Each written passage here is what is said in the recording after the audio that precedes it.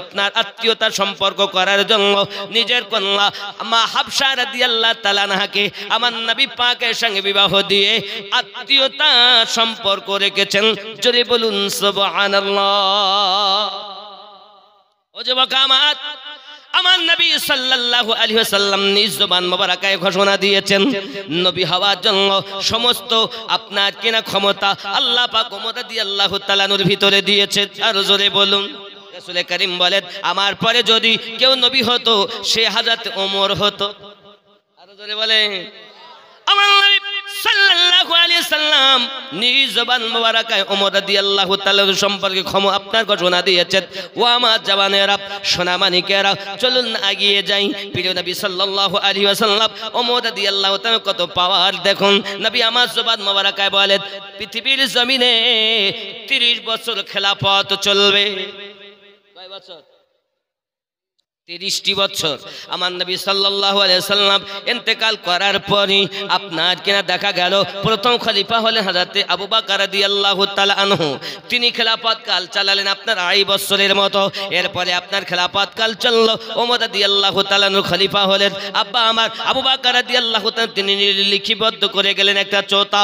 আমার পরেও খলিফা হলেন ওমর রাদিয়াল্লাহু তাআলা আনহু নিজের নাম আপনার লিখে দিয়ে চলে গিয়েছেন। হযরত ওমর রাদিয়াল্লাহু তাআলা আনহু খলিফা হলেন। একটানা 10 বছর খলিফার পদে তিনি ছিলেন। জোরে বলুন সুবহানাল্লাহ। বাবাজিরা হযরত ওমর রাদিয়াল্লাহু তাআলা যখন শাসন করতে হলেন আপনার খলিফা পদে গ্রহণ নিযুক্ত হলেন তখন ওনার শাসন ছিল এই অর্ধ পৃথিবীর যিনি খলিফা আমিরুল মুমিনিন ওমর রাদিয়াল্লাহু তাআলা আনহু। আব্বাজি আমার বাবা আমার এমন করে দেখা যায় একদিন উনি আপনার নামাজ পড়তে এসেছেন কিন্তু বাবাজি তার পোশাকের মধ্যে দেখা গেল আপনার কিনা লেখা আছে সরকারি পোশাক। কি নাম? মাজরুল শেখ। 1 বস্তা পেঁয়াজ। এই গ্রামে বাড়ি। মাজরুল শেখ আল্লাহ পাকের নবীর ভালোবাসায় ঈদগাহের জন্য 1 বস্তা পেঁয়াজ আল্লাহ কবুল করুন। জোরে বলি আমিন। নারে তাকবীর, নারে রিসালাত, নারে তাকবীর, নারে তাকবীর, নারে তাকবীর। হাসছে না কি হবে? এত দুর্বল। আমি বলি তাকবীর দিতে তো বলবো না, বলছে বলো। যুবকেরা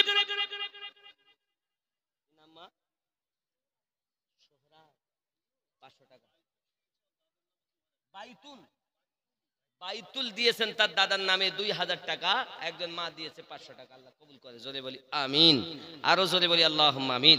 টাকাও দরকার আর জলসাও দরকার। বলছে হুজুর 2 দিন করেছি কিন্তু কিছু হয়নি, এজন্য আপনাদের কাছে চাইছি, নইলে চাইতাম না।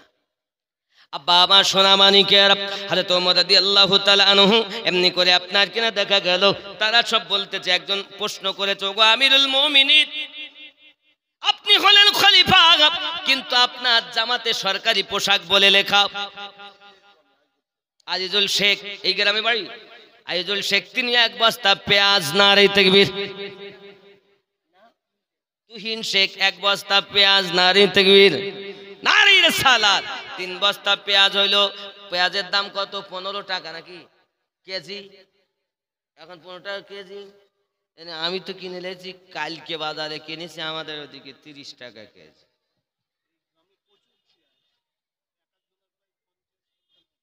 এরকম যদি এত পেঁয়াজ হয় 1 বস্তায় ক কেজি থাকে গো? 50 কেজি। যে ঘরে বসতে দিয়েছে কি নাম বাবু? আজিজুলের বাড়িতে খাওয়া দাওয়া। কবিরুল না, কবিরুলের বাড়ি। ওখানে গিয়ে দেখছি পেঁয়াজ ছাড়াচ্ছে। আমাকে তো হুজুর পেঁয়াজ নিয়ে যাবেন। আমাদের ভাই রহিম ভাই আছে, আলাউদ্দিন সাহেবের ভাইপো আলাউদ্দিন ভাই, ওই বাথানে ওখানে জানি পেঁয়াজের ব্যবসা করে, বুঝতেছেন? ওখানে গেলে পেঁয়াজ আমি নিয়ে যেতে পারি। এত ভক্ত লোক, লরি নিয়ে আসতে হবে মনে হয়। না বাবা লাগবে না, দোয়া দিবেন, দোয়া দিবেন। এই মাদ্রাসা আছে নকশবন্দিয়া মুজাদ্দিদিয়া সুন্নি মাদ্রাসা। আপনারা হয়তো এতদিন শুনেছেন মাদ্রাসা করছি। মাদ্রাসা 3 মাস চালার পর রোজা ছুটি দিয়েছিলাম। 13 তারিখ থেকে আবার ভর্তি হবে। 19শে শাওয়াল আরবি 19 তারিখ থেকে আবার মাদ্রাসা চালু হবে, দোয়া করবেন। দোয়া করবেন তো বলুন না ইনশাআল্লাহ। এ বাবা, এ মাদ্রাসা ইনশাআল্লাহ দিন দিন আর উন্নতির পথে। আর আপনাদেরই সহযোগিতা। শুধু বলি এত টাকা মৌলভী সাহেবকে দিতে হবে কেন? 60 লাখের উপরে ব্যয় করে ফেলেছি, 13 লাখ ঋণ হয়ে আছি হে যুবক। আর আমার নিজের দুর্বলতার কারণে কিছু হয়নি। এখন মাদ্রাসা দোতলা করতে হবে, এখন পাশে জমি বিক্রি হবে, সেটা নিতে হবে। টাকা এই আপনাদের জালসার টাকা নিয়ে অল্প কিছু আমি বাড়িতে রাখি, বাকি সব মাদ্রাসায়। কেন দিবেন না? আপনাদের হাত পায়ে ধরে নিব আমি। দাড়ি সাদা হয়ে গেছে দেখেন, অনেকটাই, আগে এত ছিল না। মানে আমার বয়সে যারা, আমার বড় ভাই আমার থেকে 9 বছরের বড়, তারে যদি আমার পাশে দাঁড় করিয়ে দেওয়া হয় তা মনে হবে যেন আমার থেকে অন্তত 15 বছরের ছোট। বুঝেছেন? আমরা এত জেগিয়ে জেগিয়ে আল্লাহ পাকের দয়ায়, নবীর মায়ায় ছুটি ছুটি এই হালাত হয়ে, তাতে আমি অসন্তুষ্ট না। আমার মতো জাহেল মূর্খর দ্বারাই আল্লাহ এত করিয়ে নিচ্ছেন, এটাই আলহামদুলিল্লাহ। আমার থেকে তো কত বড় বড় আলেম ওলামা রয়েছে, কিন্তু তাদের দ্বারায় করাতে হচ্ছে না। কার দ্বারায় আল্লাহ কি করিয়ে নেয় কে জানে, নাকি বলেন? এ মাদ্রাসা আমার লয়, আপনাদের। অনেকের টাকা আছে কিন্তু মন নাই বাবা আমার। এজন্য পৃথিবীর জমিনে আপনাদের বলবো একটু চিন্তা ভাবনা করবেন। নামাজ অপরিহার্য। নামাজ যিনি পড়ান তার না, তাকে ইমাম বলে। আপনাদের এখানে নামাজ পড়ে তাকে কি বলে? ইমাম বলে। ইমাম যদি নামাজ পড়াবে তার সম্মুখে কখনো তর্ক করবেন না। ইমাম মানে নেতা, ইমামকে কখনো অর্ডার করবেন না, তাহলে অসুবিধা আছে। কারণ আপনি বলছেন একতে দায়িত্ব বিহাজাল ইমাম, নামাজ তার পিছনে দিচ্ছেন। ইমামের প্রত্যেক ওয়াক্তের নামাজ সহ কিয়ামতের দিন হিসাব দিতে বলে ইমামকে। যার পিছনে নামাজ যেমন ইবাদত সঁপে দিলেন, তারই পিছনে গিয়ে পিঠ পিছে বদনাম করলেন, খবরদার না। যদি ভুল করে থাকেন করবেন না। মসলাতে তো এমনও বলেছে যে ইমাম সাহেব ধরেন আসরের নামাজ পড়ে একটু বসে ওয়াজিফা হয় না, ফজরের পর আর আসরের নামাজের পর বিশেষ করে একটু একটু ঘুরে বসে ওয়াজিফা করেন। এমন সময় কেউ যেন এমন না করে, গলা খাকার দিয়ে ইশারা যেন না দেয় যে তাড়াতাড়ি দোয়া করো। কারণ যিনি ইমাম তিনি যথেষ্ট জ্ঞান রাখেন। ইমাম অর্থ নেতা, গ্রামের দায়িত্ব তার। আপনি তাকে অর্ডার করতে পারেন না, বরং তো তার অর্ডারে আপনাকে চলতে হবে। মনে করেন যে ভাতা টাকা পাচ্ছে বলে আপনি টাকা দিবেন না, তাহলে আপনার নামাজ কিন্তু হবে না। অল্প হলেও আপনাকে দিতে হবে।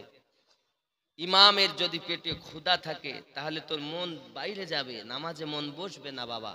এর জন্য ইমাম বলছে মুয়াজ্জিনের ভাতা ওমর রাদিয়াল্লাহু তাআলা চালু করেছিলেন। জোরে বলুন। তা দেশে কবে দেশে তো জানি না। আলহামদুলিল্লাহ, মাশাআল্লাহ। যাই হোক, এ ভাতা হযরত ওমর রাদিয়াল্লাহু তাআলা কি কি করেছেন দেখেন। ওনার যুগের আগে বলে নেই। এখন এই পোশাক, সরকারি পোশাক, ওপর এবং নিচে গরম সেটা এত করে দিলে হবে না, এর থেকে হাফের হাফ দিতে হবে, 1 থেকে 2 বার। টাকা দিচ্ছে তো আমার মায়েরা, দিচ্ছে ভাই, হ্যাঁ। মাশাআল্লাহ মাশাআল্লাহ, মা দেন। আর ঘটনা শোনেন, রাগ করছেন? ওয়াজ করব?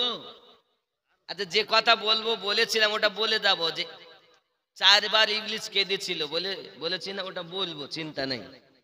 কেন আপনারা দিচ্ছেন তো, আজ যদি 1000 করি একটু হইতো ভালো হতো। নিয়ত কর মা, আমার মায়েরা তো দিচ্ছে এবং ভালো দেয়, তো আরো দিবে, অসুবিধা নেই, অসুবিধা নেই। সবাই মিলে একটু মোহাব্বতে দরুদ, আল্লাহুম্মা সাল্লি আলা সাইয়্যিদিনা মাওলানা মুহাম্মদ ওয়া আলা আলি সাইয়্যিদিনা মাওলানা মুহাম্মদ। সাল্লু আলা মুহাম্মাদিন নাম বাবু? মাসুম। একটা মাসুম শেখ 100 টাকা দেবে তো, আপনার মায়েরা দান করে।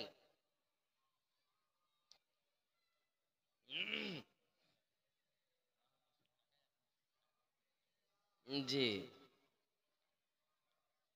একদিন তোমায় মরতে হবে, তুমি ভুলে যেও না।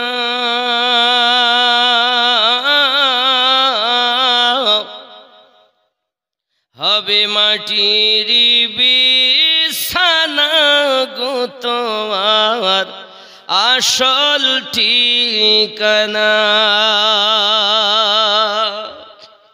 এ বাড়ি গাড়ি টাকা করি কিছুই রবে না।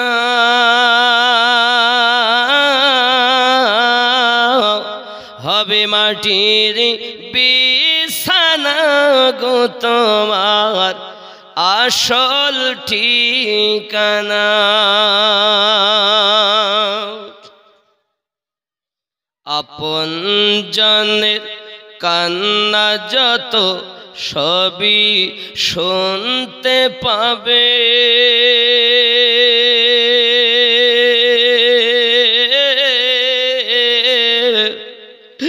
বুক ফাটবে তো মুখ ফুটবে না, কেমনে জবাব দেবে?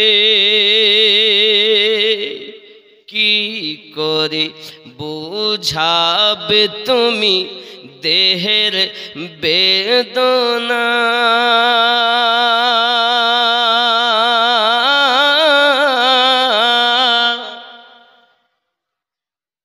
কিচ্ছু বলবা না? 1 2 3 4 5 6 7 8 9 10 5,000 টাকা বেনামি 5,000। খুশি না বাজার? কাঁদবে মাতা, কাঁদবে পিতা, কাঁদবে ভাই বোন,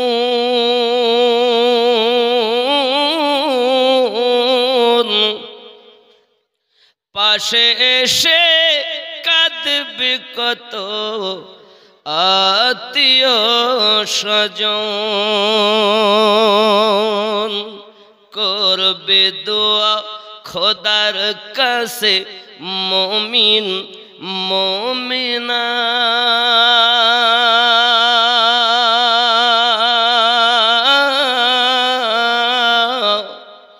হবে মাটির বিছানা গো তোমার আসল ঠিকানা।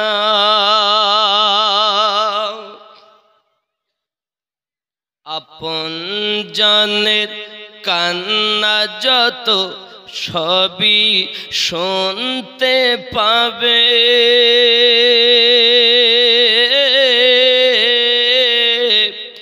বুক ফাটবে তো মুখ ফুটবে না, কেমনে জবাব দেবে?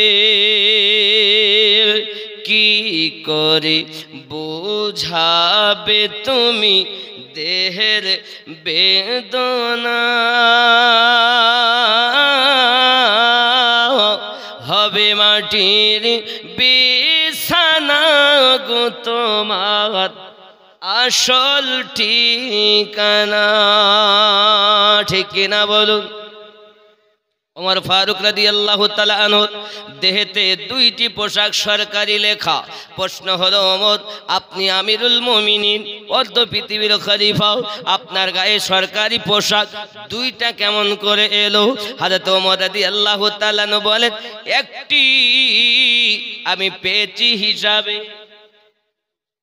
আর একটি হলো আমার নয়, আমার নয়, আমার সন্তানের সেই পোশাকটা আমাকে দিয়েছে।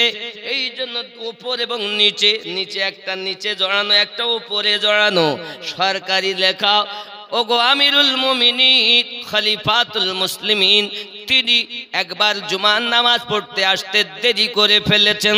মুসল্লিরা বলেন খলিফা আসতে দেরি করেন কেন? উনি মসজিদে উঠে দুখানা হাত তুলে দোয়া আপনার কিনা ক্ষমা চাচ্ছেন। ও মুসল্লিয়ানেরা, আমার বাবাজিরা, আপনারা আমাকে মাফ করে দিবেন, আমার আসতে একটু দেরি হয়ে গেল, কারণ আমি ওমরের মাত্র একটি পোশাক, এই একটি পোশাককে আমি পানিতে ধুয়ে দিয়েছিলাম, রৌদ্র কম থাকার কারণে শুকাতে দেরি হয়ে গেছে বলে জুম্মার নামাজে আমার আসতে একটু দেরি হয়ে গেল। একটু খেয়াল করবেন বাবা, অর্ধ পৃথিবীর শাসনকর্তা তিনি, তিনার অবস্থা হলো এমন। এ যুবকেরা খুব ভালো করে শুনে নাও, আমিরুল মুমিনিন রাদিয়াল্লাহু তাআলা আনহু আপনার কিনা গাস্ত করে বেড়াচ্ছেন, ঘুরে বেড়াচ্ছেন বাবা। মরুভূমি ময়দান পার করে দেখে একটা ঘরে আপনার কিনা দেখা গেল কান্নার আওয়াজ আসতেছে। আমিরুল মুমিনিন ওমর রাদিয়াল্লাহু তাআলা আনহু তার আপনার পাশে গেলেন, দরজার কাছে গিয়ে আপনার কিনা দেখতেছেন, হে বাবাজিরা আমার, তা ভিতর থেকে আওয়াজ আসতেছে, বাবারা বাবারা তোমরা শান্ত হও, তোমরা শান্ত হও, আব্বাজি আমার বাচ্চাগুলো কাঁদে, ক্ষুধা লেগেছে। এমন সময়তে আপনার কিনা তারা বলতে চাচ্ছে, বাবা তুমি কেঁদো না। মা বলে, বাবা তোমরা কেঁদো না, কারণ আমাদের খলিফা আমিরুল মুমিনিন আরামে খেয়ে দে বিছানায় ঘুমায়, আর আমরা গরিব মানুষ, আমাদের খাওয়া হয় না, আমাদের খোঁজ নেওয়ার সময় ওমরের নাই। কিয়ামতের দিন ওই ওমরকে আমরা ছাড়ব না। বাবা তোমরা শান্ত হও, আমি মা তোমাদের জন্য গোশত রান্না করতেছি। আব্বাজি আমার সোনা মানিকেরা, হযরত ওমর রাদিয়াল্লাহু তাআলা আনহু রাতের বেলাতে করলেন কি, দরজায় আওয়াজ দিলেন। দরজাটা যখন খোলা হলো, উনি চলে গেলেন, যাইয়া বলছেন, মা গো কি ব্যাপার মা, আপনি এমন করে কান্নাকাটি করছেন কেন? আব্বাজি আমার সোনা মানিকেরা এমন সময়তে আপনার কিনা বলছেন, কেন কি হয়েছে? বলে, বাবা পৃথিবীর জমিনে আমি চিন্তা ভাবনা করি, আমরা হলাম ওমর রাদিয়াল্লাহু তাআলা যুগের মানুষ, আমিরুল মুমিনিন ওমর ফারুকের যুগের মানুষ। আমার সন্তানগুলো খেতে পায় না, ক্ষুধার জ্বালা 3 দিন তারা ক্ষুধায় রয়েছে, খেতে পায় না বলে কান্না করি। আমি মা কিছু তো পারি না, তাদের সান্ত্বনা দেওয়ার জন্য আমি ময়দান থেকে পাথর কুড়িয়ে এনেছি, তার হাড়ির মধ্যে পাত্রের মধ্যে পানি দিয়ে নিচে আপনার আগুন জ্বালিয়ে দিয়েছি, আগুন দিয়ে আপনার কেনা তৈরি হয়। বাচ্চাগুলো বলে, মা কি রান্না করতেছেন? আমি বলি, বাবা রে গোশত রান্না করতেছি। কড়মড় করে আওয়াজ হয় বাবা, টকবক করে আপনার কিনা পানি ফোটা আওয়াজ হয়, বাচ্চাগুলো শান্ত হয়। আব্বা আমার আমিরুল মুমিনিন শুধুমাত্র ওখান থেকে বললেন, ঠিক আছে। উনি ওখান থেকে একটু অপেক্ষা করুন, চললেন, যাই আপনার কিনা আপনার চলে গেলেন। বাড়িতে যাওয়ার পরে আপনার বলতেছেন, রে আসলাম আটার বস্তা দে, সমস্ত সবজিগুলো ভরে দে, সব মুখ বন্ধ করে দে, আমার কাছে দে। আসলাম বলেন, হুজুর আমি লইয়া যাই। না না না না না, আপনাকে নিতে হবে না, আমি ওমরের ঘাড়ে তুলে দাও। ফারুক আজম রাতের নিশীথে নিজে আটার বোঝা কাঁধে করে নি তার দরজার কাছে এলেন। দরজার বাড়ির ভিতরে প্রবেশ করার পরে বস্তার মুখখানা খুলে সবজি বার করে, আটা বার করে নিজ হাতে আপনার আটা ছানতে লেগেছেন। নিজ হাতে আটা ছানার পরে নিজে রুটি বানাইয়া আপনার কিনা বাচ্চাকে খেতে দিলেন, সবজি রান্না করলেন, তাকে খেতে দিলেন। হে বাবাজিরা আমার সোনা মানিকেরাও, আব্বা আমার, হে বাবাজি, এমন সময়তে বাচ্চাগুলো খেয়ে নিয়েছে, ওই মহিলাটাও খেয়ে নিয়েছে। এমন সময়তে মহিলা কান্না করে আর বলে, ও গো আগন্তুক ব্যক্তি, আমি তো আপনাকে চিনি না, আমি আপনাকে জানি না, আমি আপনাকে বুঝি না, তবে আজ এই জগতে ওমর রাদিয়াল্লাহু তাআলা খলিফা না হয়ে যদি আপনি খলিফা হতেন তাহলে রাজ্য ভালোভাবে চলতো। হযরতে ওমর রাদিয়াল্লাহু তাআলা বলতেছেন, মা এক কাজ করুন, কাল সকালবেলা আপনি ওমরের দরবারে যাবেন, আমি ওইখানে থাকব, আপনার যাহা প্রয়োজন আপনাকে তাহা দেওয়া হবে। জননী আপনি অবশ্যই যাবেন, আমি ওইখানে থাকব, ওমরের কাছ থেকে আপনাকে দেওয়া হবে। ও গো মা, আমি আপনার কাছে অনুরোধ করে গেলাম, এইটুকু কথা বলে চলে গেলেন। তিনি তোমাকে চেনেন না বাবা। এমন সমাতে বাবাজিরাও, এমন সমাতে দেখা গেল সকালবেলা মহিলাটি আপনার কেনার দরবারে ওমর রাদিয়াল্লাহু তাআলার কাছে চলে গিয়েছেন। অত পৃথিবীর শাসনকর্তারই বন্ধু আমাদের গ্রামের মেম্বার হলে তার দিকে তাকায় কে? ভোট লেওয়ার সময় পায়ে ধরেছে, চাচা দোয়া করো, চাচিমা দোয়া করো, দাদি দোয়া করিও। ভোট হয়ে যাওয়ার পর একবার পদ পেয়ে যাওয়ার পরে ডাকিলেও সময় থাকে না, ঠিক না? হ্যাঁ, ও খিচুড়ি আছে, ও তো গোস্ত দেওয়া আছে না? কতটা গোস্ত দিয়েছে? 1 কুইন্টাল 10 কেজি গোস্তের খিচুড়ি আছে। আপনাদের সকলের দাওয়াত, কিন্তু খেয়েই যেতে হবে। আচ্ছা, কি এক্ষুনি শেষ করে দেবো? তাহলে আর 12টার মধ্যে শেষ করে দেবে, তাহলে অসুবিধা নেই, হয়ে যাচ্ছে 25 মিনিটের মধ্যে। খাওয়া দাওয়ার দাওয়াত সবার, না খেয়ে যাওয়া যাবে না। আর আমি আপনার অনুরোধ করি, ঘটনাটা বলিলেই আমার কে শাসন কর্তা, তখনকার শাসন কর্তা বলবো নাকি? বলবো। মায়েরা 2-5 করে টাকা দিবেন, বাদ কেউ যাবেন না, যা পারেন তাই দিবেন, বাদ যাবেন না, শরীক হবেন, লাভ আছে। আব্বারা শরীক হবেন।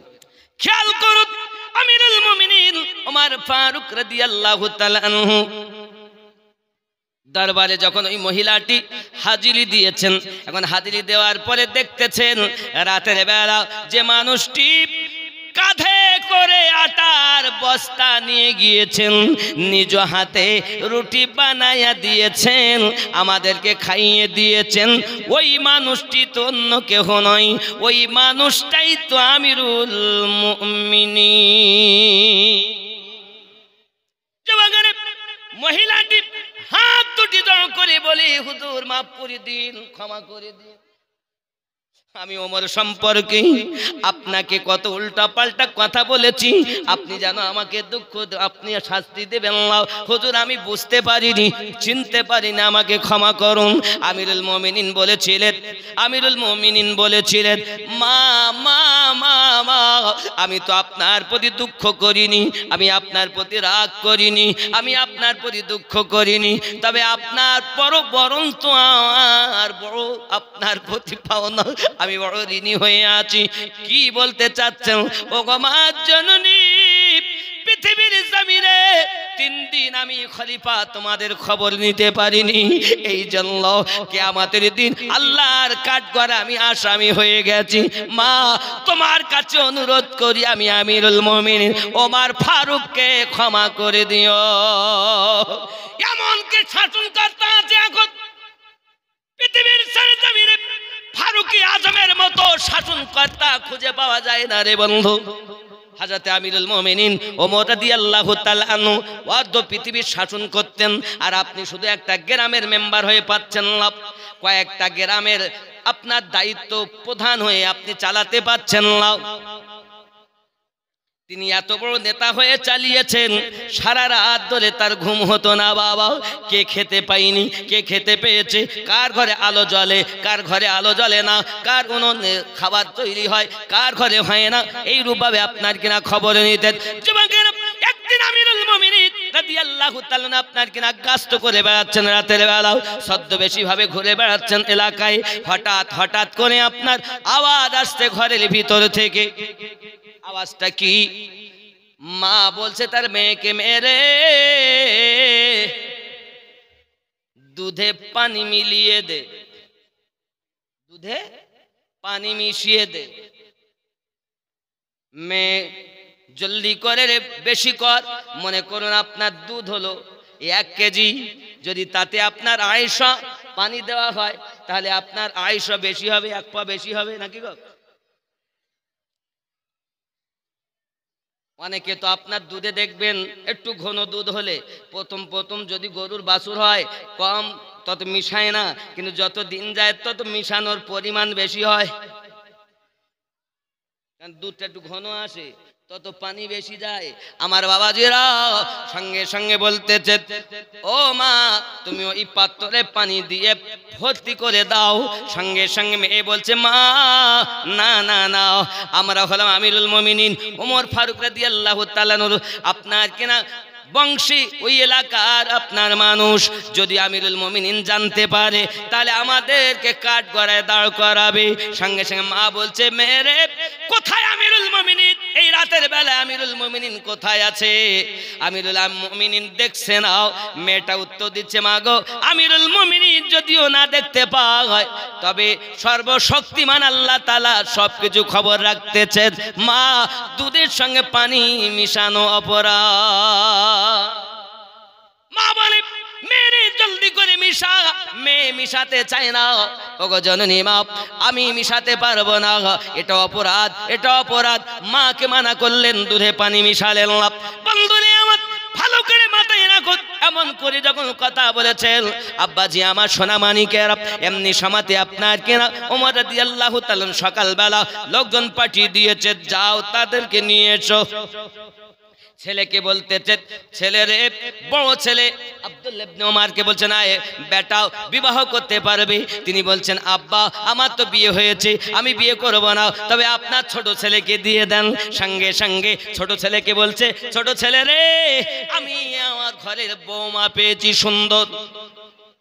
আমরা দেখি রূপ, আমরা দেখি লেখাপড়া জানে কিনা, আর আমিরুল মুমিনিন দেখেন সুন্দর একটি আমি বৌমা পাবো কিনা। সোনা মানিকেরা, যে বৌমা সৎ চরিত্রার মহিলা হবে। আহারে হযরত ওমর রাদিয়াল্লাহু তাআলা আনহু ছোট ছেলেকে বললেন বিবাহ করার জন্য।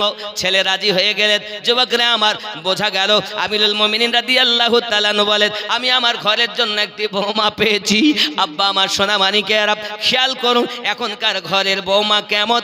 আর কিছু হোক বা নাই হোক, এরা IBA পাস না হলেও সিরিয়াল পাস। কি পাস?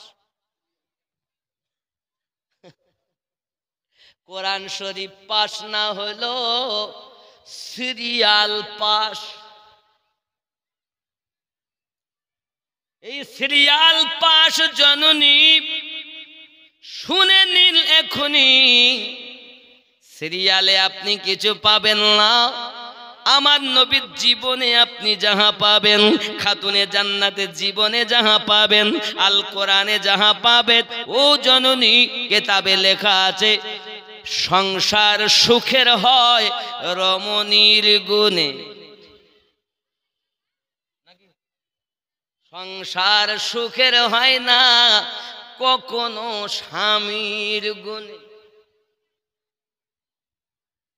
সংসার সুখের হয় রমণীর গুণে। আমরা এমন এমন রমণী এনেছি, বলে তোমরা আমাকে চিনোনি, আমি হলাম ঘরের রমণী। তোমাদের জানা দরকার আমাদের মা মাটি সরকার। তোমাদের জানা দরকার 1000 টাকা করে পাই আমরা পুরস্কার। তোমার মতো স্বামীর আমার নেই কোনো দরকার। হ্যালো, জীবন আমার গেল সেংরার ভিতরে আলু কেমন করিয়ে গেল। উনি আমার মা খালা, শুনে নিন রাতের বেলা পৃথিবীর সরজমিনে আপনি সিরিয়াল দেখা বন্ধ করে দিন। মাঝে মাঝে স্বামীর বিছানা ত্যাগ করে, মাঝে মাঝে সন্তানাদিদেরকে ত্যাগ করে আপনি নামাজের পাটি পেতে দেবেন, আল্লাহ দরবারে ঝুঁকে যাবেন। ওগো মালিক, স্বামী আমার হবে না, সন্তান আমার হবে না, এসেছি কবরে একা, যাব কবরে একা। আয় আমার রব, তুমি আমাকে মাফ করে দাও। ওরে আমার সোনা মানিকেরা, ঘটনা ক্রমে আরো ঘটনা মনে পড়ে যায়। জননী পৃথিবীর সরজমিনে যেসব মায়েরা আপনাকে নিয়ে ইবাদত বান্দাগি করে আল্লাহ পাক তাদেরকে মেহবুবা বান্দি বানায়ালেন। জননী আপনি সূরা নূর তেলাওয়াত করবেন, সূরা মুলক তেলাওয়াত করবেন, সূরা রহমান তেলাওয়াত করবেন, সূরা ইয়াসিন তেলাওয়াত করবেন। মায়েরা সূরা নূর বেশি বেশি তেলাওয়াত করবেন, 5 ওয়াক্ত নামাজ আদায় করবেন, স্বামীর সেবা করবেন, সংসারে কাজকর্ম করবেন। কারণ আমার মায়েরা আপনাদের সংসারে কাজ করাটাও হলো ইবাদত। যে মহিলা স্বামীর ঘরে শান্তি পায় না ওই মহিলা পৃথিবীর আর কোথাও যাইয়া শান্তি পাবে না। কারণ পৃথিবীর জমিনে একজন নারীর জন্য শান্তির ঘর হলো তার স্বামীর ঘর। ওরে আমার জননী, পৃথিবীতে আপনি যেন স্বামীর ঘরে বৌমা হয়ে যাবেন না, শ্বশুর শাশুড়ির কন্যা হয়ে যাবেন, মেয়ে হয়ে যাবেন। শ্বশুর শাশুড়ি বৌমা যেন ভাববেন না, নিজের কন্যা ভাববেন। অনেকে বলে মৌলবি ভাই আপনি ঠিকই বলেছেন, আমরা তাই করি। আমার বিটি পরকে দিয়েছি, পরের বিটি ঘরে নিয়ে এসছি, তা আমার বিটি লা মুখেই বলে, কাজে কিন্তু শাশুড়ি। যদি বলেন হুজুর কেমন কথা, মনে নিবেন না ব্যথা, আমি যেটা বাস্তব বলি মিলাবেন। দেখবেন নিজের বিটি যখন বাড়ি আসে, বাড়ি আসার পরে তার জন্য আদর যত্ন হয় ভালো। তার যদি কোনো অসুবিধা হয় তার জন্য বেশি ট্রিটমেন্ট করা হয়। আর যদি বৌমা বলে আমার মাথা ব্যথা করছে, তো বলে শয়তানি করে। বিবাহের পরে নিজের বেটাকে বলে আমার বহুমা, আমার বহু বেটাকে তাবিজ করে নিয়েছে গ, বলে না। মায়ের মন খারাপ হয়ে যায় বেটার উপরে, বাপের মন খারাপ হয়ে যায় বেটার উপরে। বাস্তব কথা বলতেছি মিলাবেন। যুবকরা আমার খেয়াল করবেন, শাশুড়ি তুমি মুখে বলতো বিটি এনেছি, বাস্তবে তোমার হিংসা মন এখনো গেল না। যদি বলো কেমন করে বলো, হে বাবা তোমার বিটি যদি এসে ভুল করে সেটা পাশের ঘরের লোক শুনতে পায় না, কিন্তু তোমার ঘরের বহুমা তোমার বেটার স্ত্রী যদি কোনো রকম ভুল করে ফেলে তাহলে পাশের লোক আগে শুনতে পায় কেন? বোঝা গেল বিটির ত্রুটিকে গোপন করতে পারো। তুমি তোমার বৌমাকে বিটি ভাবো না বলে তার কথাটা পরের সঙ্গে বলা বলি করো। জেনে রাখো মা, কোনো মেয়ে স্বামীর ঘরে হিংসা মন নিয়ে আসে না, সে তাকে আপনার চলন বলন ধরনে সেই ব্যক্তি হিংসা শিখে যায়। ওরে জননী, তুমি যদি তোমার চলন বলনে তোই মেয়েটাকে তোমার ঘরের বৌমাকে বিটি বানাইয়া নিতে পারো, আর তোমার বৌমা যদি তোমাকে নিজের গর্ভে ধারিনি মায়ের থেকে নিজের স্বামীর মাকে মায়ের অধিকার দিয়ে প্রেমে করে হৃদয়ে গেঁথে নিতে পারে, সংসার সুখের হয়ে যাবে। এই কথা বুঝতেছেন? তাহলে মেয়েরা হবে শাশুড়ি খেদমতকারী নয়, মায়ের খেদমতকারী। কারণ তোমার নিজের গর্ভে যে মা রেখেছিল সে মা তোমাকে দিয়েছে খালি একটি কথার বিনিময়, অমুকের বেটা অমুক এত টাকার বিনিময়ে কবুল, কবুল। এখন তো আর লোকজন লাগে না, মোবাইলই বিয়ে হয়ে যাচ্ছে।